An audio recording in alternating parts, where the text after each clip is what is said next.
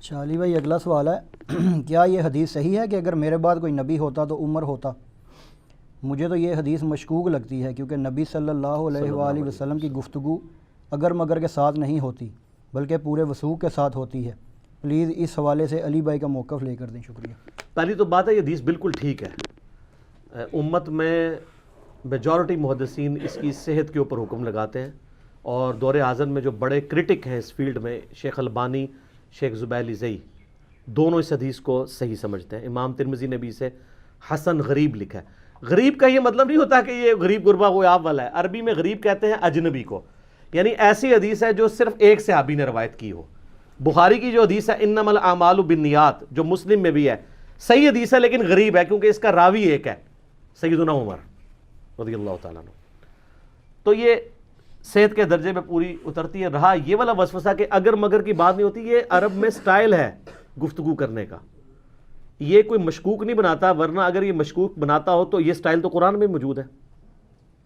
سورہ الزخرف میں آیا اعوذ باللہ من الشیطان الرجیم قل ان کان للرحمن ولد فانا اول العابدین، اے نبی علیہ السلام فرما دو بالفرض اگر اللہ کا کوئی بیٹا ہوتا تو سب سے پہلے میں اسے پوچھتا۔ تو یہ اگر مگر کے ساتھ کیوں بات ہو رہی ہے؟ اللہ کا تو بیٹا ہونا ہی نہیں، لم یلد ولم یولد، لیکن قرآن کیا کہتا ہے؟ اگر اللہ کا کوئی بیٹا ہوتا تو اے نبی فرماؤ میں اسے پوچھ رہا ہوتا، تو چونکہ میں کسی کو نہیں پوچھ رہا اللہ کے سوا، لہذا اللہ کا کوئی بیٹا نہیں ہے۔ تو یہ اللہ نے اگر مگر کر کے بات نہیں کی، یہ بات سمجھانے کے لیے۔ اور اس میں وہ یاد رکھیے، وہ قادیانی بھی ایک اعتراض کرتے ہیں، نہیں وہ بخاری میں حدیث ہے، عبداللہ ابن ابی اوفا سے کسی نے پوچھا کہ آپ نے نبی علیہ السلام کے بیٹے ابراہیم کو دیکھا ہے؟ تو وہ کہتے ہیں ہاں میں نے نبی علیہ السلام کا بیٹا ابراہیم دیکھا ہے جو بچپن میں فوت ہو گیا تھا، اگر وہ زندہ رہتا تو پیغمبر ہوتا۔ تو قادیانی کہتے ہیں دیکھیں جی اس سے ثابت ہوتا ہے کہ نبوت ختم نہیں ہوئی ہے، کیونکہ وہ ایک صحابی کہہ رہا ہے کہ ابراہیم اگر بڑا ہوتا تو اس نے پیغمبر ہونا تھا۔ تو ان کو بھی ہم یہ جواب دیتے ہیں، یہ اگر اس والا ہے جو قل ان کان للرحمن ولد فانا اول العابدین، اے نبی تم فرماؤ اگر اللہ کا کوئی بیٹا ہوتا تو میں اس کی بات کرتا۔ قادیانی دو نمبری یہ کرتے ہیں، یہ حدیث آدھی پڑھتے ہیں، اس کے آگے بھی الفاظ ہیں۔ عبداللہ ابن ابی اوفا کہتے ہیں کہ چونکہ نبی علیہ السلام خاتم النبیین ہے اس لیے آپ کا بیٹا بچپن میں ہی فوت ہو گیا، وہ بڑا ہوا ہی نہیں ہے۔ اور یہ تو ختم نبوت کی دلیل تھی۔ یہاں کئی قادیانی آتے ہیں، وہ لے کے آتے ہیں، اور جب ان کو بات بتاتے ہیں وہ کہتے ہیں یار ساڑھے مولوی نے کہانی کرائی ہے۔ کہانی کرائی ہے بھائی، بڑے بڑے لیول دی کہانی کرائی ہے تو انہوں نے۔ تو وہ اگر مگر والا معاملہ اس کے ساتھ جڑا ہوا ہے کہ وہ اسی لیے بڑا نہیں ہوا کہ نبی علیہ السلام خاتم النبیین ہے، اس کی وجہ سے آپ کے بیٹے کو جوانی نہیں نصیب ہوئی۔ اب آپ کو وہ آیت سمجھ آئے گی، ما کان محمد ابا احد من رجالکم ولکن رسول اللہ و خاتم النبیین، محمد تو مردوں میں کسی کے باپ نہیں، ان کا کوئی بچہ مرد تک پہنچے گا ہی نہیں۔ ان کی ختم نبوت کا تقاضا ہے کہ ان کا بچہ مرد نہ ہو، ورنہ جس طرح ابراہیم کا بچہ اسماعیل اور اسحاق پیغمبر ہوئے تو نبی کا بھی پروٹوکول تھا کہ امام الانبیاء کا بچہ بھی پیغمبر بنتا، لیکن یہ پروٹوکول ختم نبوت کے منافی ہونا تھا۔ بیک وقت دونوں چیزیں تو سرٹیفائی نہیں ہو سکتی تھی نا، تو اس لیے اللہ تعالیٰ نے ان کے بچے کو جوانی تک جانے نہیں دیا تاکہ دوسری والی فضیلت کو یہ نہ کہ اس سے محروم ہو گئے نبی علیہ السلام۔ تو آپ علیہ السلام کو اللہ نے ختم نبوت اس سے بڑا ٹائٹل دے دیا جو کسی پیغمبر کو نہیں ملا۔ تو یہ اگر مگر والی بات نہیں، یہ سٹائل ہے۔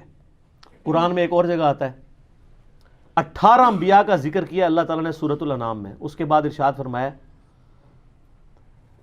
وَلَوْ أَشْرَكُوا، اگر یہ بھی شرک کرتے لَحَبِطَ عَنْهُمْ مَا كَانُوا يَعْمَلُونَ، تو ہم ان کے بھی سارے اعمال برباد کر دیتے۔ اگر انبیاء بھی شرک کرتے تو ان کے اعمال بھی برباد ہو جاتے۔ تو اس کا کیا مطلب ہے کہ انبیاء میں شرک کرنے کی کیپیسٹی اور کمپیٹنسی موجود تھی؟ اگر انبیاء نے شرک کرنا ہے پھر تو دین کا ریپریزنٹیٹو کون ہوگا آن دا فیس آف ارتھ؟ اور یہ پھر صرف نبیوں کی توہین نہیں ہوگی، یہ تو اللہ پہ جائے گی کہ اللہ نے جو ریپریزنٹیٹو بھیجا تھا وہ بھی شرک کر رہا ہے۔ خود ہمارے نبی علیہ السلام کے لیے ہے وَلَقَدْ أُوحِيَ إِلَيْكَ وَإِلَى الَّذِينَ مِنْ قَبْلِكَ لَإِنْ أَشْرَكْتَ لَيَحْبَطَنَّ عَمَلُكَ وَلَتَكُونَنَّ مِنَ الْخَاسِرِينَ۔ اے نبی تم فرما دو بے شک میری طرف بھی وہی آئی اور مجھ سے پہلے تمام نبیوں کی طرف کہ اے نبیو اگر تم نے بھی شرک کیا تمہارے سارے اعمال برباد کر دیے جائیں گے اور تم آخرت میں خسارہ پانے والے ہو جاؤ گے۔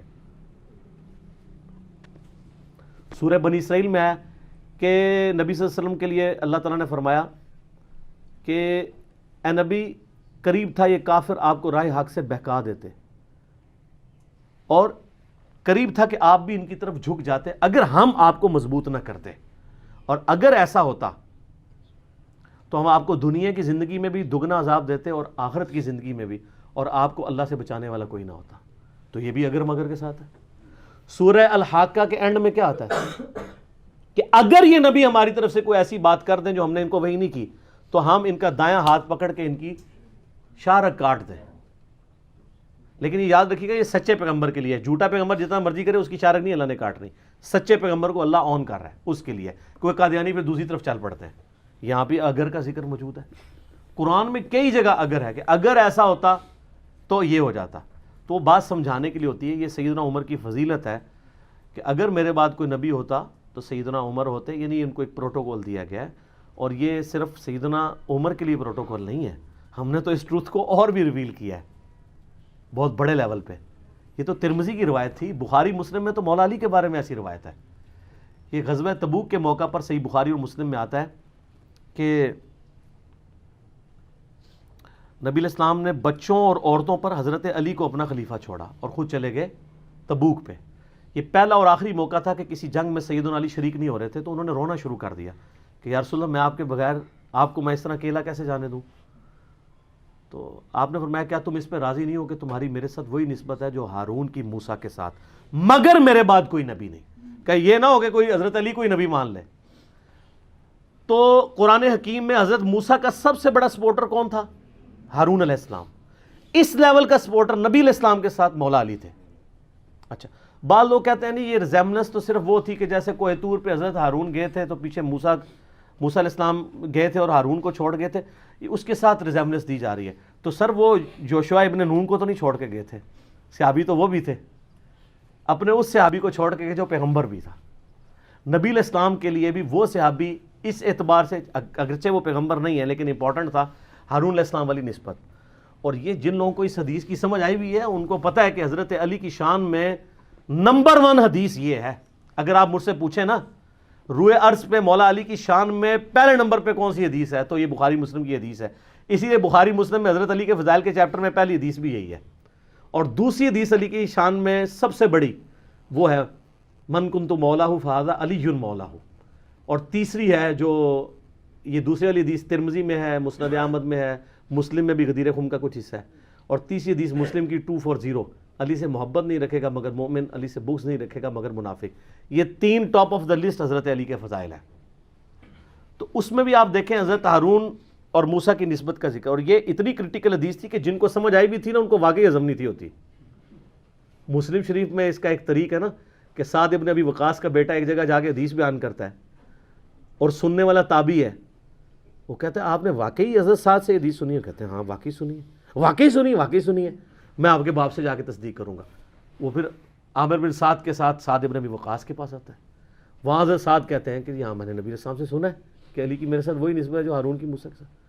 پھر وہ کہتے ہیں آپ نے واقعی سنی ہے؟ کہتے ہیں ہاں واقعی سنی ہے۔ اب ان کو ہضم ہی نہیں ہو رہی، مجھ سے آپ ہی کہہ رہا ہے۔ تو پھر حضرت سعد کو غصہ آتا ہے، وہ کہتے ہیں میری آنکھیں اندھی ہو جائیں، کان بہرے ہو جائیں اگر میں نے نبی علیہ السلام سے یہ بات نہ سنی ہو۔ اور بعض جگہ طرق میں آتا ہے کہ آپ نے فرمایا کہ کم از کم میں نے 7 دفعہ یہ بات نبی علیہ السلام سے سنی ہوئی ہے۔ چونکہ حضرت معاویہ کا دور تھا، حضرت علی کی اتنی بڑی فضیلت کسی کو ہضم ہی نہیں ہو سکتی تھی، تو اس لیے مشکل کھڑی ہوگی۔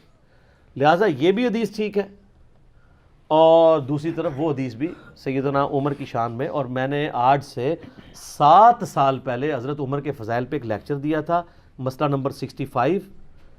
اس میں سیدنا عمر کے فضائل میں نے 17 صحیح الاسناد احادیث اکثر بخاری مسلم سے بیان کی تھی، کچھ ترمذی سے، مسند احمد سے، ان میں نے یہ حدیث بیان کی تھی کہ اگر میرے بعد کوئی نبی ہوتا تو عمر ہوتا۔ یہ اگر مگر کا جواب میں نے پہلے دے دیا، یہ بات سمجھانے کے لیے، جیسا کہ قل ان کان للرحمن ولد فانا اول العابدین، اے نبی علیہ السلام فرما دو بالفرض اگر اللہ کا رحمان کا کوئی بیٹا ہوتا سب سے پہلے میں اسے پوچھ رہا ہوتا۔